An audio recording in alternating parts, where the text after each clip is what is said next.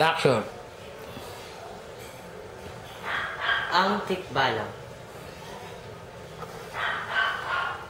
Kung gabi at kabilugan ng buwan, mauupo ang tikbalang sa punong kalumpang at maghahanap ng kalaro sa patintero o taguan. Gagayahin ng kapreng mabisyo sa paghithit ng matapang na abano. Hanggang maupo siya, mahilo at lumabas ang usok sa ulo. Malungkot dahil walang kalaro.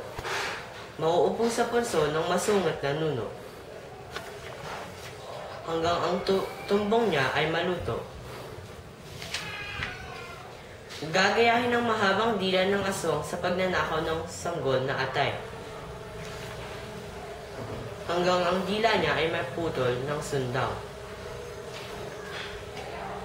Lalaroin ang anak ng taksil na tiyanak.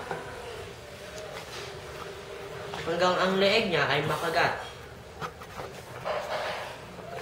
Kaya't malungkot siyang nagpalundag-lundag, nag-iisang nagluluksong tinik sa bituin na tulak.